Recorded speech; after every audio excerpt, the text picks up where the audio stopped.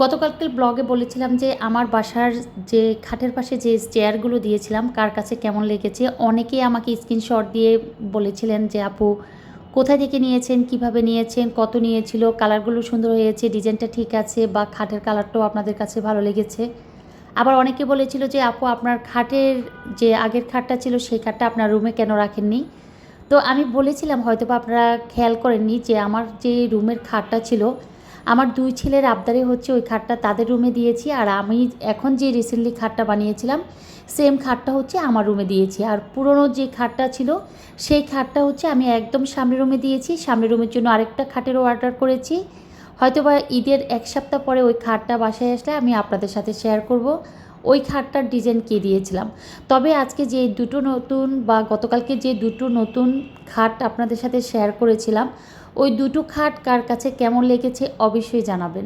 আসলে কারোর সাথে কিছু শেয়ার করলে বা নিজের পছন্দের বাইরেও যদি কারো কিছু পছন্দ হয়ে যায়, তখন নিজের থেকে ভালো লাগা কাজ করে। না, আমি মনে হয় ভুল করিনি, যে চয়েসটা ছিল আমার, এই চয়েসটা সবারও ছিল বা সবাই ওই চয়েসটাকে প্রাধান্য দিয়েছে। যেমন আমি দুটো খাট দুরকম বানিয়েছি। একটা খাট হচ্ছে পুরোটা হচ্ছে কাঠের ডিজাইন, আর একটা খাট ছিল আমার একটু ফোম আর হচ্ছে ডিজাইন মিলে, তবে ডোকো করেছিলাম। অনেকে আমাকে জিজ্ঞেস করেছিলেন আপু এটা কী কালার করেছিলেন, এটা ডোকো বলে, ডেকো বা ডোকো এই ধরনের কিছু। তো ওই কালারটা আমি করেছিলাম। দুটো খাটে আমার গোল্ডেন শেড, দুটো খাটের মধ্যে দুটো কালার, তো দুটোই গোল্ডেনের মাঝে আছে। এদিকে লিওন লিখন দুজনই হচ্ছে নিচে গিয়েছিল। দেশে যাব যাব করে কিছু কিনছিলাম না, বা ঈদের সদাইটাও আমি একদম করতেছি না, একদম ঈদের আগ মুহূর্তে হয়তো বা করবো। আসলে বাজার সদাই শেয়ার করতেও ভয় পাই, আর আমার বাজার সদাই দেখলেও কমপ্লেন করেন যে এত এত বাজার কেন করেন। আসলে বাসায় লাগলে এটা কি অপ্রয়োজনীয় বাজার বাসায় এনে ভর্তি করে রাখা বা তুলে রাখা, দেখার সৌন্দর্যের জন্য রাখা কি কোনো প্রয়োজন না। যতটুকু লাগে, যতটুকু আমাদের প্রয়োজন ততটুকু বাজার সদাই করা হয়। তো এদিকে হচ্ছে ওই যে বললাম যাবো যাবো করে অল্প অল্প করে শর্ট পড়ছে, আর অল্প অল্প করে হচ্ছে বাজার করছি। তো এদিকে লিওন লিখন দুজনে হচ্ছে নিচ থেকে জাম এনেছিল, আমি হচ্ছে রান্নাঘরে ওদেরকে মোরগ কাটতে দিয়েছি, মোরগটা কেটে নিচ্ছি। বাসাটা মোটামুটি গোছানো এবং ফ্রেশ করে নেওয়া। এদিকে হচ্ছে দুপুরের জন্য রান্নাবান্না করছি। লিখন হচ্ছে নিজের চুলের যত্ন নিচ্ছে, মাথায় তেল দিচ্ছে, আর আমিও হচ্ছে তেল দিয়েছি। তেল দেওয়ার পর আমার কেন জানি মনে হয় যে তেল যেদিন মাথায় দিই বা মাথায় যখন তেল দেওয়া হয় তখন কেন জানি মনে হয় পুরা মাথা, ঘাড়, মুখ সব তেলে সেচেতে হয়ে যায়। আমি সারাক্ষণ টিস্যু দিয়ে মুছতে থাকি। ইদানিং কারা কারা জাম বাসায় এনেছেন বা কাদের বাসায় কত টাকা দিয়ে এনেছেন। আজকে আমরা জাম যেগুলো কিনেছি এগুলোর দাম ছিল কেজি 200 টাকা, কিন্তু লাল লাল সুন্দর না জামগুলো, আছে না সুন্দর একদম কুচকুচে কালো, এমন ছিল না জামগুলো। তারপরে হচ্ছে সিজন শেষ হয়ে যাবে, জাম লিচু এই দুইটা হচ্ছে একদম 15 থেকে 20 দিন থাকে, তারপরে আর খুঁজে পাওয়া যায় না। এটা একদম শর্টকাট সিজন অনুযায়ী হচ্ছে জাম আর হচ্ছে লিচু শেষ হয়ে যায়।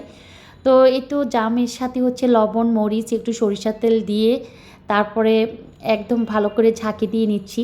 আর ছোটোবেলার কথা মনে পড়ছে। ছোটোবেলা হচ্ছে আমাদের দেশে বা গ্রামের বাড়িতে যে জামগুলো হয় সেটাকে আমরা রাখতাম গোজম।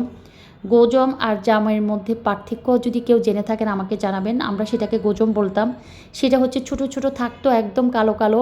আমরা যখন জাম গাছ থেকে পেড়ে খেতাম তখন পুরো জামা কাপড় সব নষ্ট হয়ে যেত, আর আম্মা শুধু বকা দিত। আর ওই জামের মানে কালারটাই ছিল একদম, এই যে আমি চটকে নিলাম, এই চটকানোটা ছিল যে রসটা বের হয় এগুলো ছিল একদম লাল লাল থাকতো, বুঝিয়ে যেত যে মানে একদম ন্যাচারাল গাছের জাম বা একদম রসালো থাকতো, একদম ঝাঁকি দেওয়ার সাথে সফট হয়ে যেত। বা 10টা বা 12টার ভিতরে হচ্ছে জাম পাড়া, খাওয়া, সবাই মিলে আড্ডা দেওয়া, এই ধরনের পরিবেশটিই ছিল গ্রামের বাড়িতে। জাম খাওয়ার বা গোজম খাওয়ার একটা অন্যরকম অনুভূতি। গোজম বলার একটাই কারণ, আপনারা যদি কেউ আমার এই নামটার সাথে পরিচিত হয়ে থাকেন তাহলে আমাকে জানাবেন জাম আর গোজমের মধ্যে কোনটা ভালো, কোনটা খেতে স্বাদ বা কোনটা স্বাদ না। তো এদিকে হচ্ছে দুপুরের জন্য রান্নাবান্না শুরু করে দিয়েছি। যে এই রান্নাগুলো করছি এটা হচ্ছে প্রথমে মাংস বসিয়ে দিচ্ছি। মাংস বসানোর জন্য সকল মশলাকে কষিয়ে নিচ্ছি। একদম ওই যে ন্যাচারাল বাঙালিদের মতো বাঙালি রান্নাই আমি সবসময় বাসায় করি। সবার সাথে এই রান্নাটাই আমার সবসময় শেয়ার করা হয়। একদম অল্প রান্না করি আর বেশি রান্না করি, লোক বেশি থাকুক কম থাকুক। যে রান্নাটাই করছি না কেন আজকে হচ্ছে ফার্মের মোরগ রান্না করছি, যেটা হচ্ছে ব্রয়লার মোরগ। আর এই মোরগটাকে বেশি করে হচ্ছে ঝাল আর হচ্ছে মশলা ভালো করে কষিয়ে তারপরে রান্নাটা বসালে মনে হয় বেশি ভালো লাগে। আমি মাঝে মাঝে একটু ভেজে মোরগগুলোকে ভেজে তারপরে রান্না করি। এই মোরগটা তেমন একটা বাসায় আনা হয় না, আজকে আনলাম। 2 রকমের মোরগ এনেছিলাম, তো ফার্মেরটা আগে রান্না করছি। আর হচ্ছে খিচুড়ি বসিয়ে দিচ্ছি। খিচুড়ি রান্নার সাথে হচ্ছে ফার্মের মোরগ কার কাছে কেমন লাগবে জানি না। একবার ভাবতেছি যে লেটকা খিচুড়ি করি, একবার ভাবতেছি শুকনো খিচুড়ি করি, আবার ভাবতেছি যে মোরগটাকে একদম ভালো করে কালো ভুনার মতো করে তারপরে হচ্ছে খিচুড়ি ভুনার সাথে বা খিচুড়ির সাথে খাই। তো পরে চিন্তা করলাম যে না, খিচুড়িটাকে আর হচ্ছে মোরগটাকে একসাথে মিক্সড করে দিয়ে, যেহেতু আমরা বাসায় একদম স্বল্প পরিমাণে মানুষ, শর্টকাটের মধ্যে যেভাবে রান্না করা যায় সেভাবে রান্না করে ফেলি। তো এদিকে হচ্ছে খিচুড়ির চালটাকে ভালো করে ধুয়ে পরিষ্কার করে নিয়েছি। আর এদিকে আজকে কোনো রান্নাবান্না নেই, একদম পুরো রান্নাঘরটা ফাঁকা। যে রান্নাবিহীন পাতিলবিহীন বা অনেকগুলো তরকারির পাতিলবিহীন হচ্ছে রান্নাঘরটা। তো এদিকে হচ্ছে মোরগটাকে বসিয়ে দিলাম আর ওদিকে খিচুড়িটাকেও বসিয়ে দিলাম। এখন হচ্ছে খিচুড়ির মধ্যে একদম বেশি করে পানি দিয়ে ভালো করে বলক আসার পর হচ্ছে একটু বোম্বাই মরিচের আচার দিচ্ছি, তারপরে হচ্ছে ঘি দিয়ে দিব, ধনিয়া পাতা দিয়ে দিব, বেরেস্তা ভেজে দিব।